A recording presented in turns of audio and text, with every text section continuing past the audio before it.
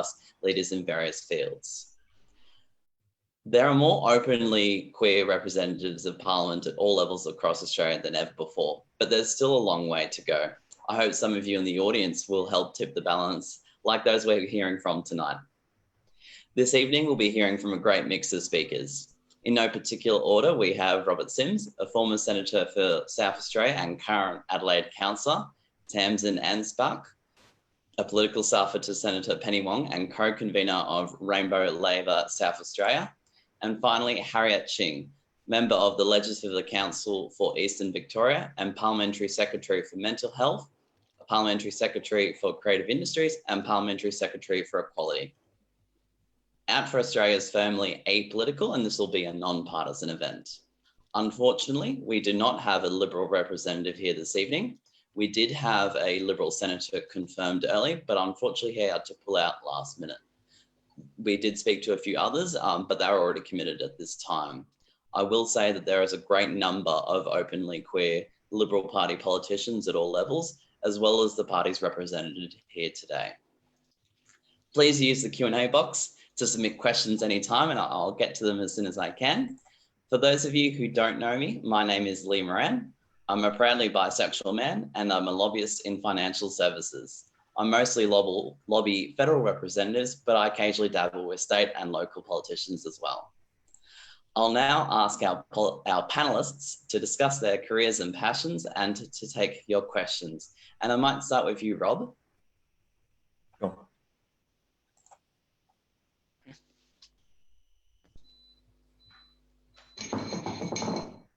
Rob, are you okay to start? Oh, sorry, Lee. I thought you were about to ask me a specific question. No, sorry. If you just want to give a quick update of your passions and your career. Yeah, sure. Well, I became first involved with politics when I was at university, and the driving issue at that time that really got me involved was the treatment of asylum seekers. I was very concerned about what the government was doing, and also the then Howard government's plans to put up university fees. So it was those issues that led me to political activism, and I ended up being involved in politics, worked a little bit in communications, a few different fields, and then found myself on the Adelaide City Council, where I was an advocate for inclusion, and then later went into the Senate for a very brief period. I was there for 12 months filling a casual vacancy as a Green Senator for South Australia. And now I'm back on the Adelaide City Council. So I've had the benefit of being in politics in Canberra, but also contributing locally as well. Lovely, and I'll be asking you about that a little bit later. Tamsin, would you like to introduce yourself? Hi, I'm Tamsin. I guess I'm not a politician, but I am trans, and there's no trans politicians at the moment. And I guess if you want to, and that's the reality, if you want to have a panel representing all of the diversity that is within the queer community at the moment, we can't have it with just politicians. I also dipped my toe in politics at university, but I guess my real driver was the state Labor government put through a raft of reforms for the queer community. And through that, I really learned that you have to be active and make sure that your voice, queer voices, are in the room. And since then, I realized, wow, I'm pretty loud. I can push my voice into some rooms, and I can help other people push their voices into some rooms. And that's really what inspires me to go forward and with my activism and my work. Fantastic. Harriet, would you like to introduce yourself? Hi everyone, my name's Harriet Shing. I am a member of the Victorian Labor Upper House government in the Eastern Victoria region. I'm coming to you tonight from the Boonwurrung Wurundjeri lands of the Kulin Nation. So I too would like to acknowledge the traditional owners of the land upon which I'm coming to you and to pay my respect to elders past and present. I'd also really like to acknowledge any and all Aboriginal and Torres Strait Islander leaders or emerging leaders who've joined us here tonight. I am the first out woman in the Victorian Parliament. I'm also, I think, the first Chinese Australian woman in the Victorian Parliament, and one of my middle names, my surname is Xing, one of my middle names is Wong. So I'm kind of like a state-based version of Penny Wong from a very Victorian perspective. I've practiced previously as a workplace relations and industrial relations lawyer. I've also worked in the public service, the private sector and the not-for-profit sectors. And without a time limit, I'm prone to talking until there's no battery left and we've worn through the NBN. So I'm looking forward to tonight's discussion. I think being out in Parliament is, for me at least, a really daunting thing. I don't find it easy, and for me it's involved a lot of discomfort, particularly around marriage equality and around law reform, which we in Victoria have had to push for across multiple fronts in the 5 years since I've been elected. So really looking forward to discussing that and how we can be more inclusive as a Parliament too. I think we've come a long way, but as Tamsin points out, we've got such a long way to go too. Thank you, Harriet. And without picking on you, I might actually throw the first question back to you. Could you tell us a little bit more about your work as Parliamentary Secretary for Equality, and should all state and federal governments have a Parliamentary Secretary for Equality or equivalent? Well, in Victoria, we did start out with the very first Minister for Equality and the first Gender and Sexuality Commissioner in Ro Allen. It's been really important to not just right so many of the wrongs that have occurred across our history in a legal and a regulatory space, particularly around historical convictions for homosexual offences, particularly around disproportionately harsh penalties being applied to people around transmission of HIV, for example, just to name a few. So we have had to take a number of really significant steps. I think every jurisdiction has to do this. It's also part of turning a lot of the shame that so many of our people across LGBTIQA+ communities feel or have felt in the form of discrimination or vilification, difficulty accessing services, or difficulty being treated equally, and translating that into policy reform and into better law that is more inclusive. Just last year, we reformed the Births, Deaths and Marriages Act to mean that gender affirmation surgery was not necessary as a prerequisite for trans folk to have their actual identity reflected on their birth documentation. That was something which failed without the numbers in the last government. The opposition, the Liberal and National opposition, opposed that legislation, and you see firsthand the devastation that it causes on top of hardship and the often really rough road that trans folk in our communities live every single day. So I think there is always a space for equality. I think there's a special need for a dedicated space for equality. I think that we are becoming better at including diversity within decision making, but again, looking to the way in which trans and intersex folk in particular are consistently left out of decision making or not visible within decision making, looking at the intersectionality. So again, people from our communities who are Aboriginal and culturally and linguistically diverse, people with disabilities, non-neurotypical folk or neurodivergent folk.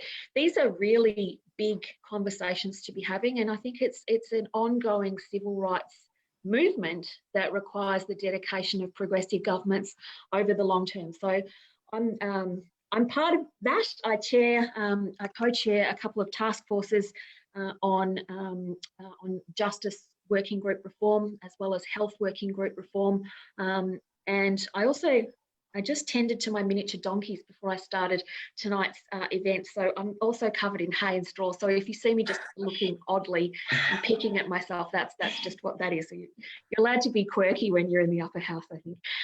But again, it's about also celebrating pride and developing our Pride Centre, having a really full and inclusive events calendar, and also continuing to work hard on big ticket legislative reform like the ban of conversion therapy, and also how we stack up against religious and racial discrimination and vilification reform as that might come to play in the federal parliament. Thanks, Aaron. It definitely does sound like that portfolio area is a very busy area and also a really essential vehicle to push a lot of the reforms that we do need. So thank you for your work on that. I might throw the next question to you, Tamsin. Do you see Rainbow Labor and similar groups as a vehicle to get more LGBTQIA+ people elected to Parliament, various parliaments? Yeah, I guess it's all like why Out for Australia exists. It's all about creating relationships, creating pathways, letting people see that there's a way forward. And I think in politics, it's all about finding ways to upskill yourself in, so many different aspects. So having a safe place where you can engage in campaigning and where you can find people who inspire you is absolutely important. And hopefully Rainbow Labor SA is supporting the next champions of the queer rights movement in South Australia. Fantastic. I wasn't expecting you to say no, to be fair. Robert, in your first speech to federal parliament not so long ago, you said that you realised you were gay when you were 12 and that you came out after your early 20s.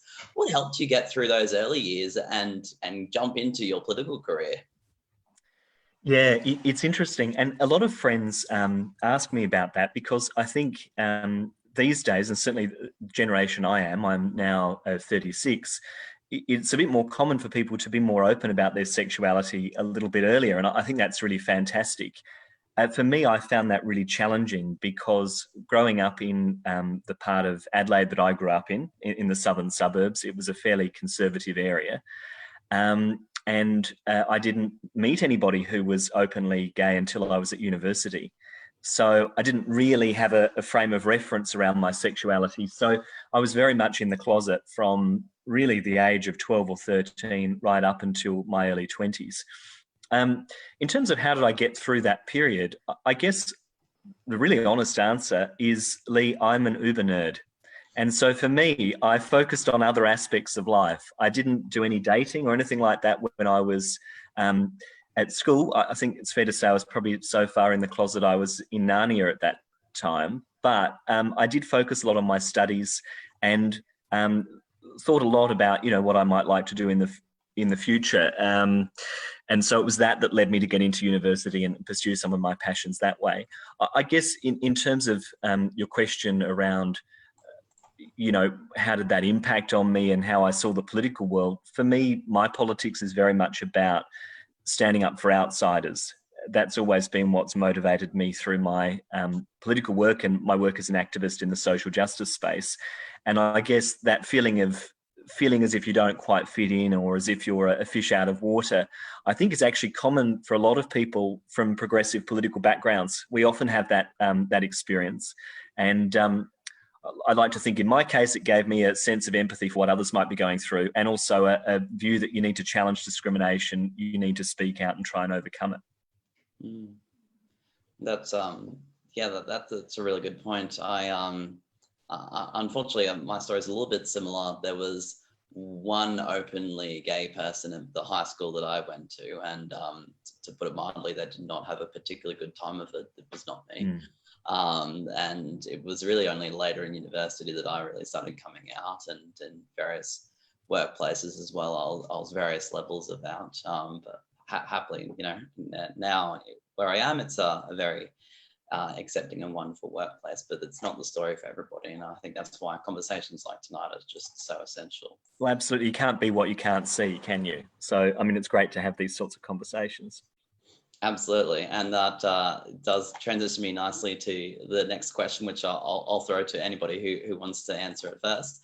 Who inspires you? And following up, did you have a specific queer role model growing up?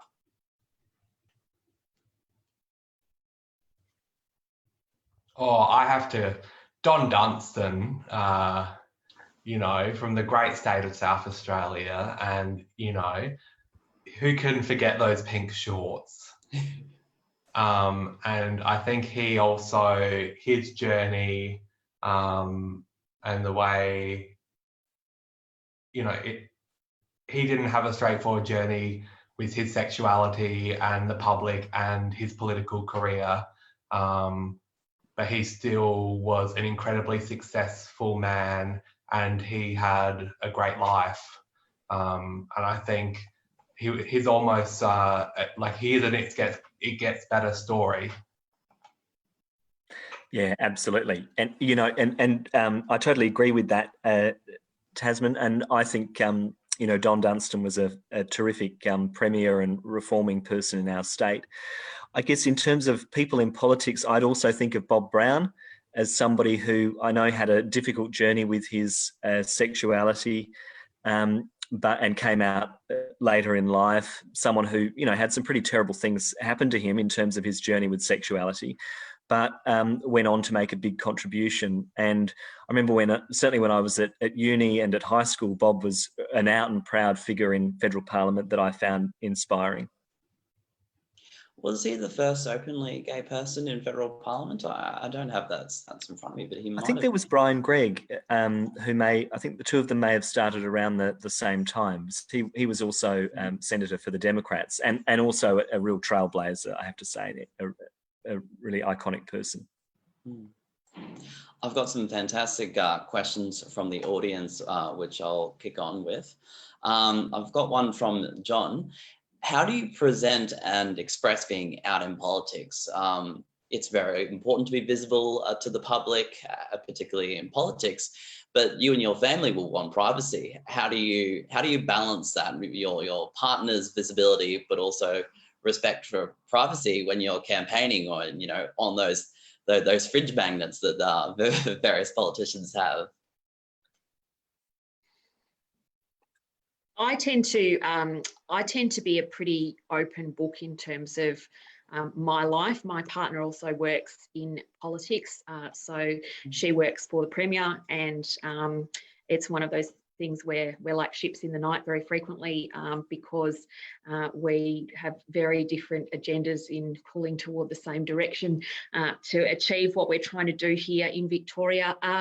It's also one of those things where I'm much more interested in what other people have to say in talking about their experiences in the community. And so I have always approached this job as being about public service.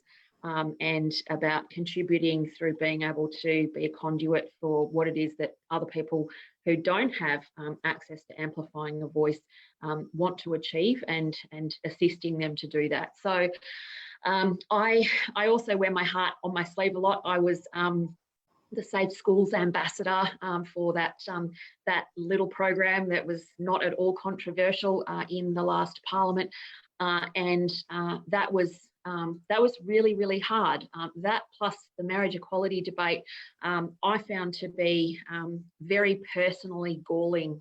It was an incredibly hurtful process. It was licensed for so much vitriol, at least in the minds of many people throughout the community. And for me, at least, it felt a lot like begging a lot of the time. And that was, I think, a deeply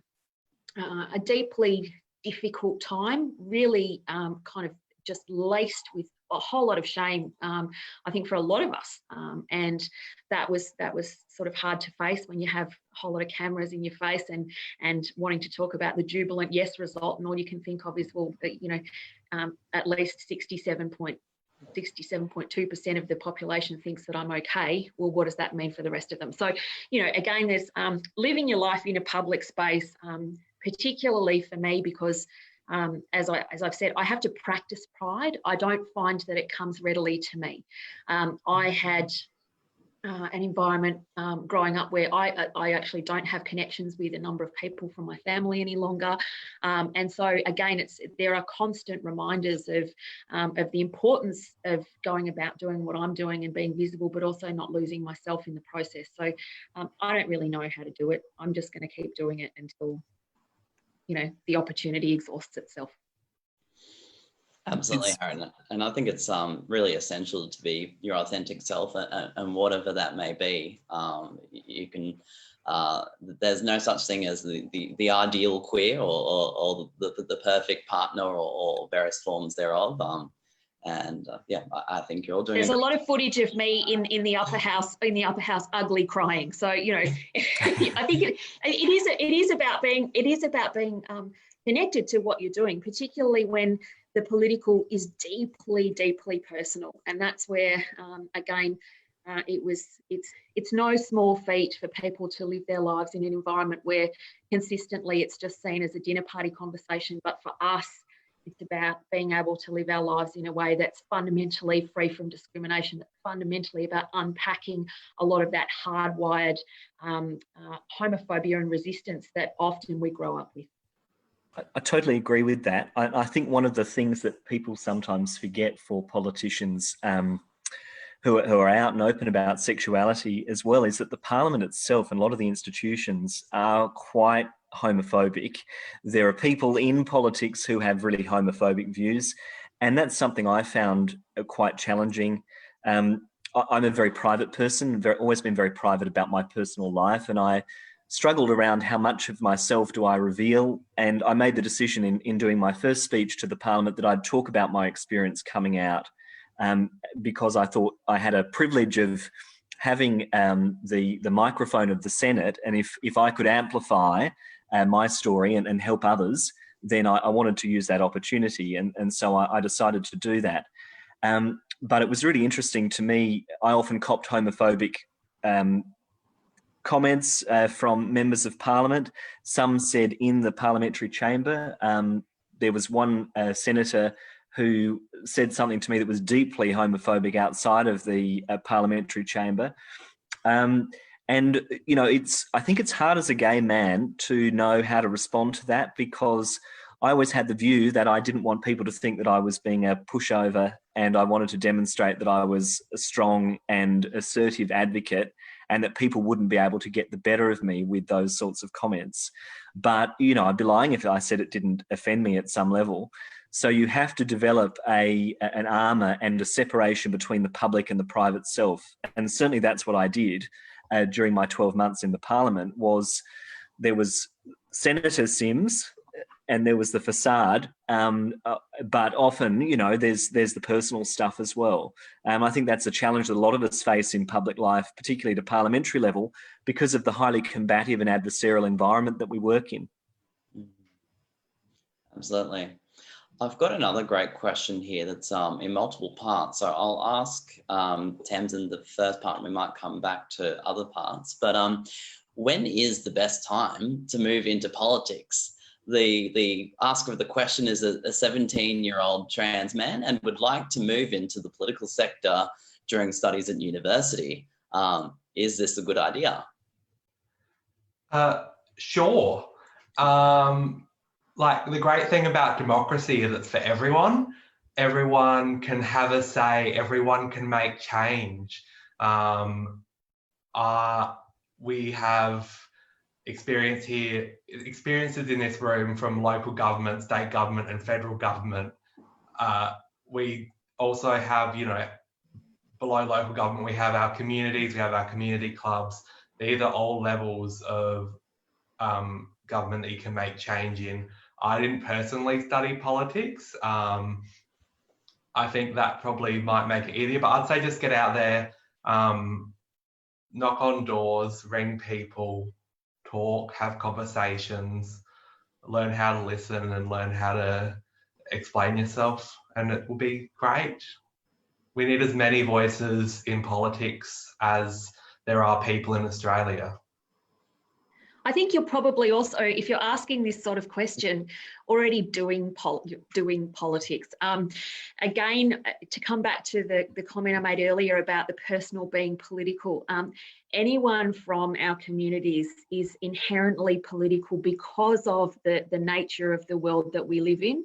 And so finding and practicing your voice is already about being political. What I would also suggest, to follow on from Tamsin's response there, is that you should find the people who you think are doing a great job of leading or amplifying or walking with people or working behind the scenes, and weld yourself onto them. You know, find your people in terms of the people who you admire and look up to, and you know, learn from them. And there's a lot of generosity in. Despite what Rob said earlier, which I think is completely true, and despite all of the terrible homophobia and transphobia and just disgusting behaviour that happens in the world of politics, that seems again to get this licence of free rein because you're supposed to have a thick skin when you come into this game, none of which I agree with. There is a lot of generosity, and there's a lot of kindness, and there are a lot of really good, principled people who are driven by very honest and very honestly held values, who will want to see you succeed. The trick is finding those people and being curious, being prepared to learn, being prepared to fail and to learn from that, and to keep on going. And as you do that, you will find your voice, you will winnow your voice, you'll work out where your strengths are, and you should lean into your weaknesses to try to work out how you can continue to evolve in your communication, in your problem solving skills, in your networks, and the development of those relationships. And from there, it's about working out how you would like to deliver politics to the world, and then applying that to your own personal code. But go for it. We need as many people involved as possible from as many diverse circumstances and backgrounds. I totally agree with that. And, you know, I think one of the things that's really interesting the last few years is that politics has kind of got a bit of a bad name. And yet it is, I think, the greatest honour of any citizen to be able to represent their community in our democracy. Like, it's such a great privilege. And there's such an amazing thing about being able to influence the laws of our country at any level. I mean, that's just such an incredible privilege. So I always encourage anybody who is interested in politics to get involved, because, as Harriet has said, there are so many good people that are there because they want to make a difference. They want to change the world, make things better for people. So it's definitely something worth getting involved with. And the only other advice I would add is take the opportunities as well when they come. I often think sometimes the bus comes rarely, particularly in South Australia. We've had our bus services cut at the moment, but the bus comes rarely. When it comes, get on, because, you know, you don't always know when it's going to come again. So in terms of the question, is 17 too young to get involved or whatever? Not at all. Get involved when you've got the passion and when there are opportunities there, and make the most of those. Absolutely. And I appreciate that a lot of your answers were various answers to another question that I had up my sleeve as well, which was what advice would you give to your younger self or to younger people wanting to be involved in politics? And it does seem that, shameless Out for Australia plug, finding a mentor is a very good idea. And Out for Australia has a fantastic mentoring program. And I encourage anybody tuning in today to go to our website and to find yourself a mentor. And you might even find a mentor in politics who will help you find your way on that path. I might jump into another question after that shameless plug there. On the marriage equality legislation, which was just such a when it passed, it was such a momentous time for our community. I might ask each of you what your reaction was on the day to the passage of that legislation, and also the day that it was the yes vote was announced and confirmed that we had the overwhelming majority of Australians in favour of passing it. I'm happy to. Oh, sorry, Rob. No, you go for it, Harriet. I was just completely overwrought and overwhelmed, and it felt like it had been such a slog. And I remember during the course of the campaign, going from, working a number of shops and asking people to put up posters saying that they were in support of marriage equality, and doing this time after time after time, and being told that it's not you, Harriet. We like you. We just don't think that the gays should be able to get married because it will dilute marriage for the rest of us. What's next? A marriage between a pig and a dog. And, it was the culmination of that which led to the result. I remember it was a sitting day for the Victorian Parliament, and everyone had gathered together to hear the result, and I couldn't do it. I had to sit in my office on my own with my partner, and the result came out, and I just burst into tears, as I think many people did. There was a lot of whooping and cheering for many people who were filled with that release in terms of having gotten the result that hundreds of thousands of people had worked so hard for, including our allies who had done just the most magnificent job. The cavalry came over the hill in the most spectacular fashion. And I get emotional even just thinking about it now. People who were steadfast in their support and love and this unwavering commitment to make sure that we had fundamental opportunity that was on all fours with everybody else's right as taken for granted. And so I was really at the outset really devastated by just the exhaustion of it all and overwhelmed. And then I got really angry, and I'm still really angry about it. I'm still so angry about the fact that elected representatives felt that they were not in a position to take a vote on the floor of the Parliament to amend a piece of legislation that got amended in that way in the first place. And that in essence, we had a state-sanctioned campaign of vitriol under the guise of free speech, which basically meant that scars for people who are from the very young through to the very, very old opened up and ripped apart again. And I know that there is still a lot of fragility in our community coming off the back of the marriage equality debate.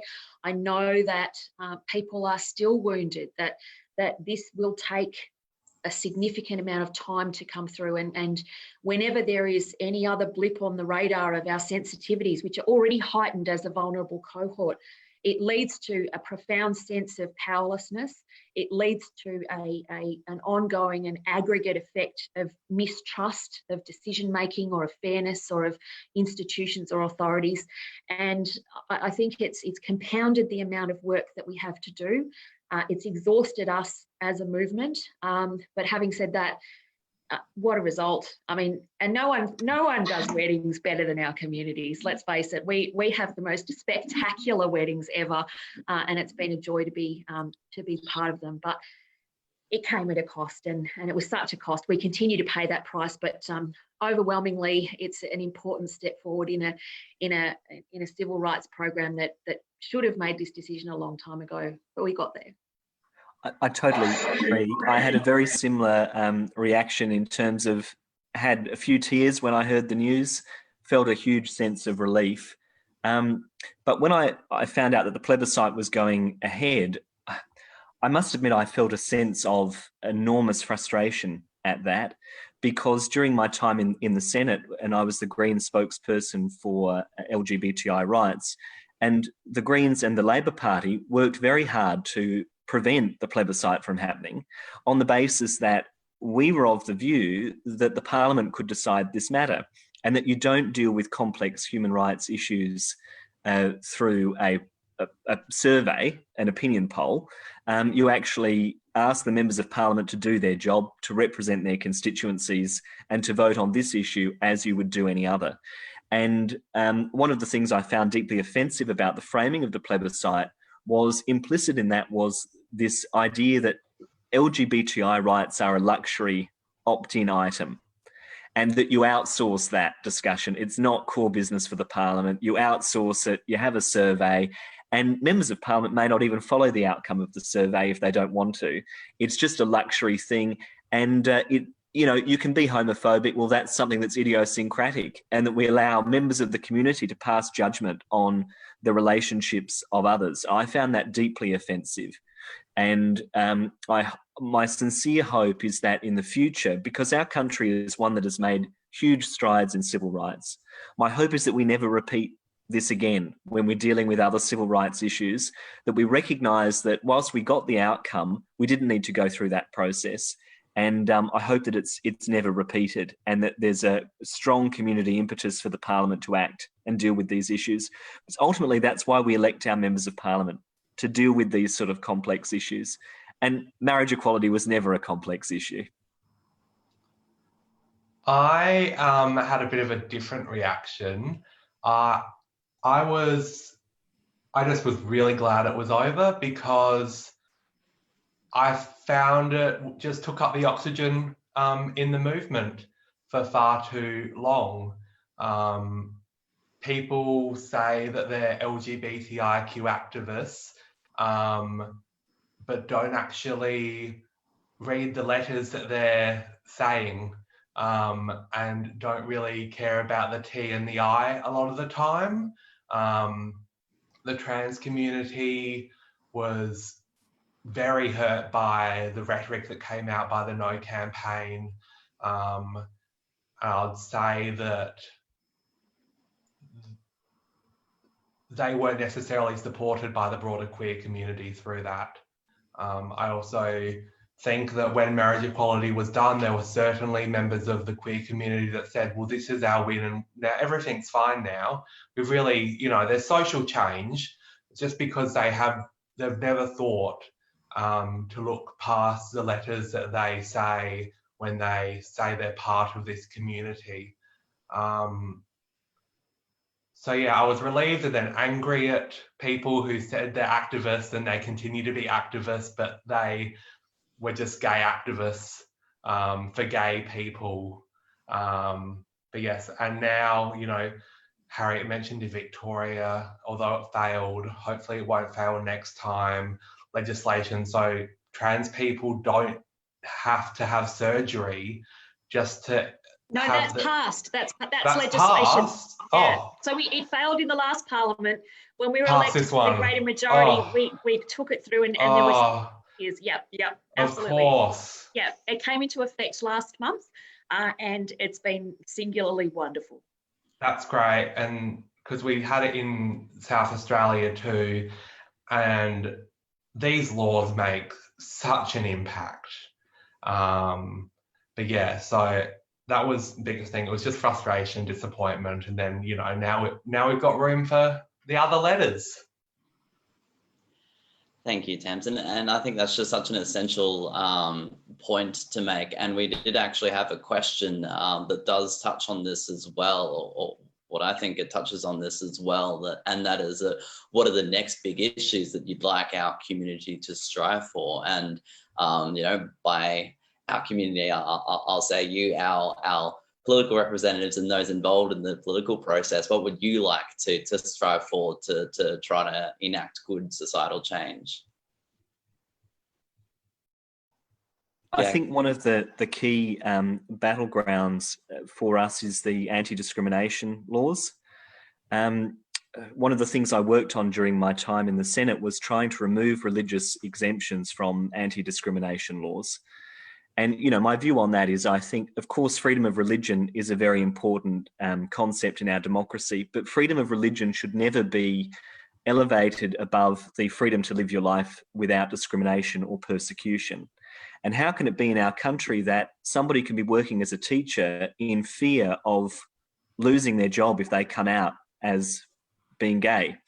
How can we have a situation in our country where an organisation that gets funding, public funding, can turn away a young person simply because they're trans?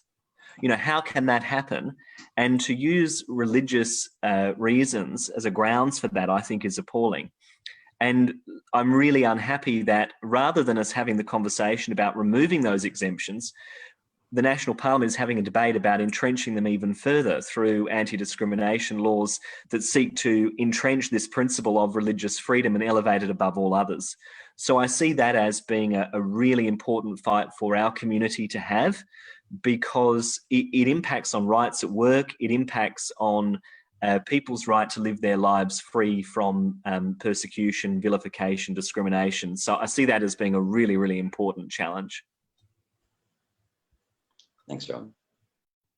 I would agree with that. I think that we've got a long way to go in the way in which we understand the interaction between the state and the church, and the way in which laws are made, which all too frequently, I don't say always intentionally, but have the net effect of prioritising the church at the expense of the rights of vulnerable people.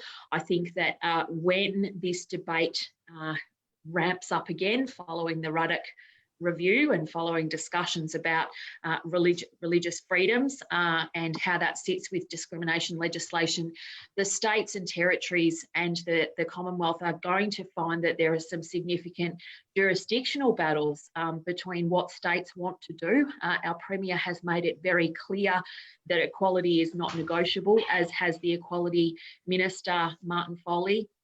We have to make sure that we are not giving unfettered rights for people to practice freedoms that cause untold harm to people across our communities. Everything from access to aged care residential services and facilities, through to the way in which people access healthcare, through to the way in which people can find access to rental agreements, to everyday basic things that the straights take for granted. I think we really need to pick that apart, and I think that it's all too convenient for religion to be a veil behind which blatant discrimination, if not vilification, can hide. I'd have to say trans healthcare and accessible healthcare, just because I've heard stories. I'm fortunate that I've had the money to, pay a $300 gap when I've needed to access healthcare that I need to live my life. But that doesn't exist. That's not the situation for everyone. There's not practitioners that are willing to treat trans people everywhere. And it's not just it's not just a piece of legislation won't fix the issue. We need to look deep into how our medical system needs to change, because this is hurting our community every day, and our community is losing, I believe, people that we don't need to lose just because the healthcare system is inaccessible. Can I just add to that? I think that's a really great point, Tams, and one of the things that I see all too regularly as Parliamentary Secretary for Mental Health, and off the back of the Royal Commission into the broken or non-existent mental health system that we have here in Victoria, is that as a vulnerable cohort, LGBTIQA+ people we have greater difficulty accessing services. We have greater difficulty finding health professionals and medical and allied services that can provide us with, the sorts of assistance, support, treatment and care that we need. We continue to suffer stigma within an already stigmatised subject matter, that being the stigma against mental health and mental illness. As a result, our whole metrics across our lives are diminished or reduced. And I think that's a really confronting set of conversations that the Commonwealth is grappling with at the moment as well. The Productivity Commission has been looking at mental health outcomes and the sort of funding that is needed to start to understand better the economic investment that's needed to get better health outcomes overall. But fundamentally, we need to face the very difficult and uncomfortable truth that our communities are vulnerable in so many areas that will not improve unless there is political will and policy will to affect those changes beyond an electoral cycle, beyond a budget and a forward estimates process. It has to be about intergenerational change. That's a really tough conversation, and I think that that's going to prove a challenge over the coming days, years, months. You're absolutely right. There's no, one single magic bullet, I guess, to help us move forward. It's policy, it's legislative, it is funding, it's cultural as well, and there's just so many different battles that do need to be fought and will be fought in many different forums and battlefields. Speaking of different forums, I might change tack a little bit and go to you, Rob. You've, like you said in your introduction, that you've served in the federal parliament as well as local politics twice now.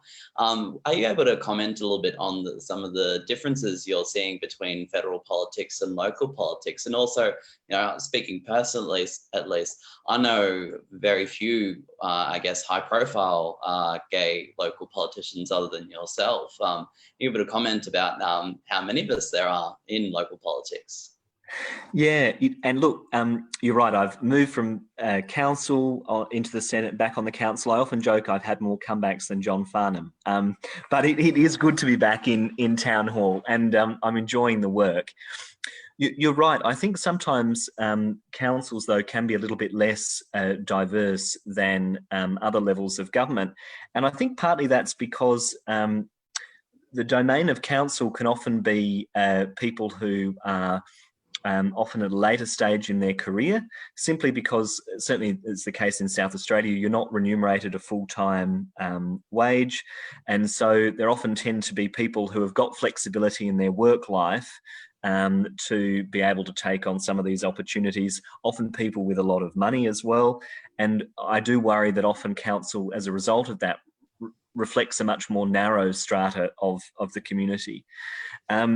I think that said, we're in a really good position in the city of Adelaide at the moment, where there are actually two openly gay men on the council, which I think is a record for town hall. But it would be fantastic to see more diversity in terms of other members of the LGBTIQ community as well across the council table. I think at a local level, there's some really good work that can be done in terms of promoting community health and well-being. And, I think, well, I often talk about the parliament making the laws, but it's the community that drives social change. And a lot of that impetus can come at a local council level, because councillors are the most closely connected to their constituents and the community. So one of the things, by way of example, I worked on during my first term on council was a rainbow walk, which the City Council funded on the year that was the 40th anniversary of the decriminalisation of homosexuality in South Australia. And Tamsin mentioned Don Dunstan before. Of course, one of his great legacies is the decriminalisation of homosexuality and making South Australia the first state in the country to do that. But we've also been a leader in terms of other LGBTI law reform as well. So the Rainbow Walk celebrated some of those achievements. So it was a use of public art to tell a bit of a political story and raise pride and visibility in the city. So I think there are things that can be done in that regard at a local level too that do have a bit of an impact. But there's a broader conversation, particularly in South Australia, I'm not sure about the situation in other states, around what we can do to ensure that our councils are more representative of the community as a whole, and addressing some of the structural impediments that are there that prevent people from putting themselves forward. Absolutely.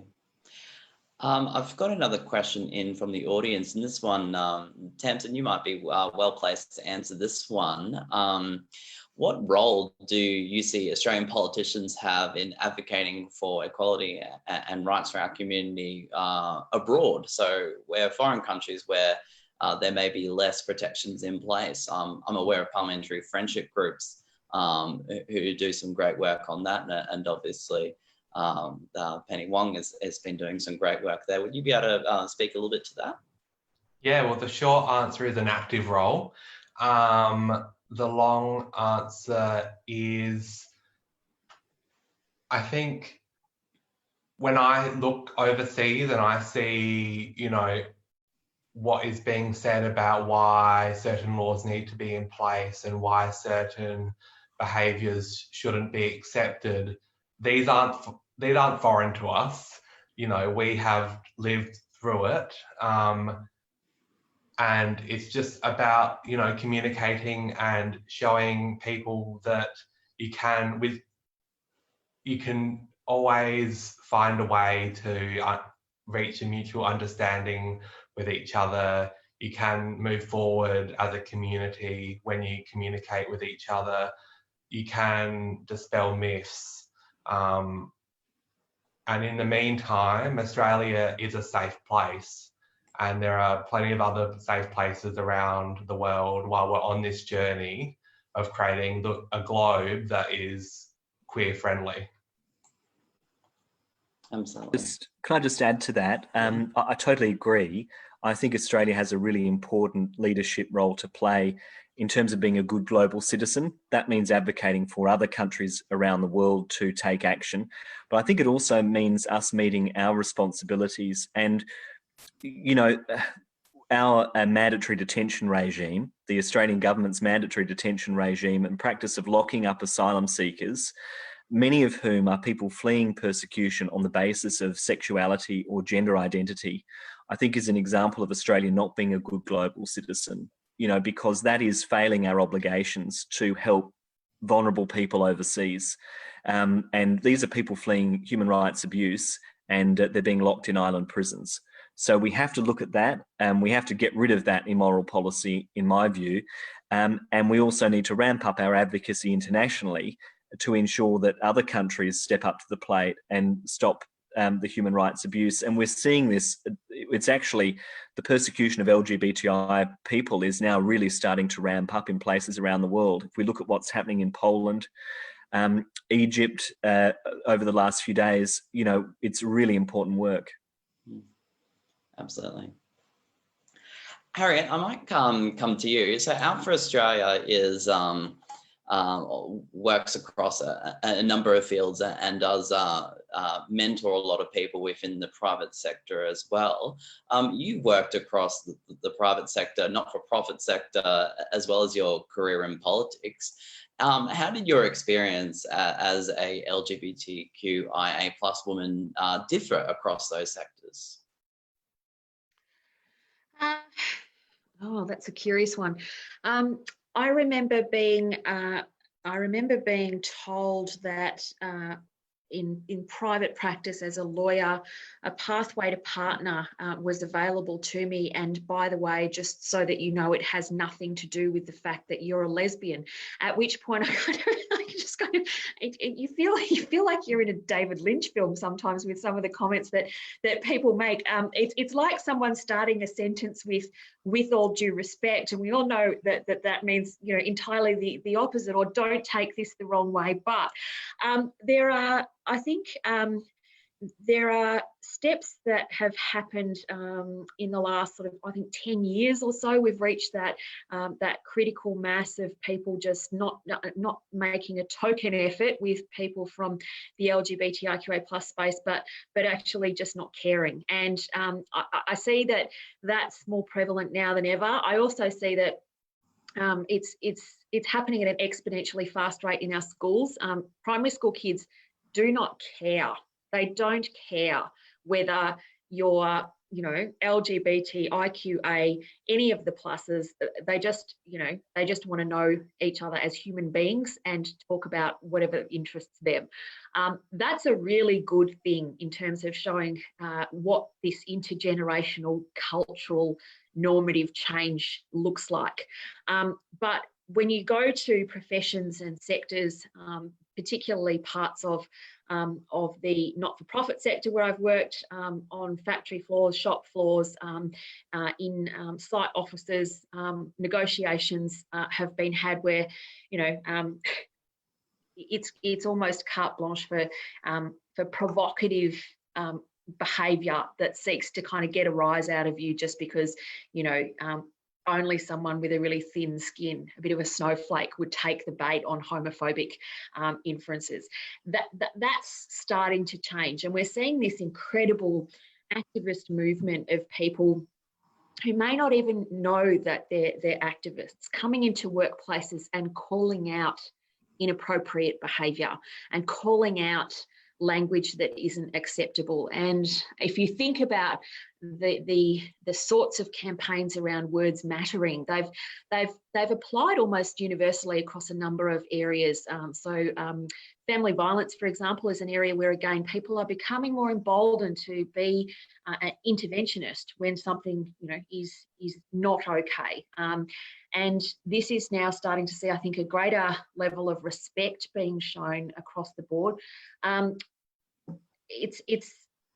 It's something that's also hard, though, without leadership from the top, without values and systems in place that encourage and recognise the importance of good behaviour and also clamp down on poor behaviour. And I'm grateful for the fact that, probably due in large part to my complete lack of sporting ability, I've never had to be part of a football club or association. And to hear that sort of, again, that tribal connectedness, that means that it's very, very easy and inviting to exclude people who are different, to make a point of someone being other, and to bond closer as a result of excluding them. So, I think there are sectors where there's still a long way to go. Again, I've had people say to me, "Oh, it's such a waste, Harriet." This is blokes.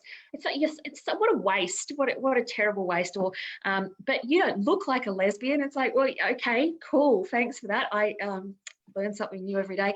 It's, people are still learning, and sometimes they go about it in a really dumb way. But I think in general, people are trying hard to do the right thing in perhaps a way that they haven't done before. It may feel uncomfortable or difficult or unfamiliar for them, but I think we're continuing to grow, and it's always good to find time for those conversations, particularly on pronouns as well. One of the things that I like to do is give pronouns at the beginning of meetings, and that's something that I think is quite confronting for people the first time they have to do it around a table as part of introductions. And the 15th time they do it, it's not confronting at all. They don't care. And these are the sorts of steps that I think we should be taking in workplaces and in professional dealings to make sure that we're demystifying, that we're taking the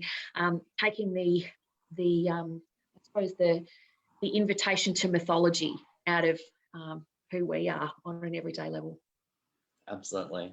Thanks, Amber. We're coming towards the end of our time, but I might sneakily put one last question to each of you.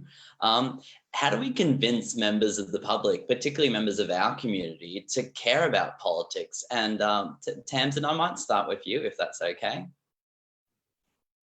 Yeah, well, Harriet said it earlier, personal is political. I think, queerness is revolutionary. Just existing as a queer person in our society is activism, is change making. So if we're doing it like passively, why not, spend a bit of time and do it actively? Thank you. Rob? Yeah, I totally agree. And I think there's huge power in being out and proud in politics. And I think it's through people doing that change has occurred. You look at the struggles of civil rights leaders and those who fought against the criminalisation of homosexuality, 40, 50 years ago, and the challenges that they faced, and a lot of the challenges that we face today. Change happens, and it's driven by the community and by members of the community standing up and demanding better. And in terms of how we inspire people to get involved with politics, I think sometimes we focus a lot on the machinery of politics and we forget what it's fundamentally about. It's actually about trying to make the world a better place and how we get there. And those of us who are politically active, I think, need to continue to point that out. Absolutely. Harriet? I think getting involved is as much about understanding that you don't have to become Barack Obama or Donald Trump if he's more your bag, right away. If at all, just go about making the change that you can make. And one of my favourite sayings, which isn't actually a saying, I just made it up, is, how do you eat a wall? And the answer is one brick at a time. And so you just go about, maybe they're delicious bricks, who knows? But you just need to find an objective and stick with it. And as I said earlier, find those people who are good for you who make you see good in the world. Find leadership opportunities, and Lee, you had a plug before for your mentoring program. Leadership Victoria is also doing a 2020 Victorian LGBTIQA+ leadership program. So for anyone in Victoria who is watching this now or after we finish broadcasting, you've got until the 5th of July to sign up for this. We really want to see people from regional and rural Victorian backgrounds getting involved, and we want to see, again, people who are diverse, whether you're culturally and linguistically diverse, if you're an Aboriginal or Torres Strait Islander community member. These are the sorts of things that we want to create greater pathways and access to. And again, we need to understand that it's this level of disproportionate attention that we need to give across the board to parts of our communities that aren't as visible now and into the future. But again, I think there's always room for authentic people in leadership and in decision making. And if you are wanting to get involved, don't think that you have to lose yourself as part of that process. Don't think that you have to be absorbed into some vast, for the trekkers out there, some vast Borg-like mechanism. It doesn't have to be like that. Understand who you are, find people who support that, and go about making your way through that wall. And if you're in Victoria, sign up for the leadership program. You've got until 5th of July. Thank you so much for that, Harriet, and that's a wonderful place to leave it. I'd like to thank everybody for joining us in the audience, and thanks again to our wonderful panellists. Out for Australia is all about visible role models and mentors, and we have 3 incredible ones who joined us this evening. So thank you so much for your time. Attendees, please don't forget to fill out the feedback survey before you go, and keep an eye out for future events. And I'd like to thank once again our wonderful panelists for their time and their incredible insights. So thank you, and hope to see you again soon. Thank you. Thanks very much. Thanks a lot, and great to meet you all. Thank you. Take care. Yeah. See ya.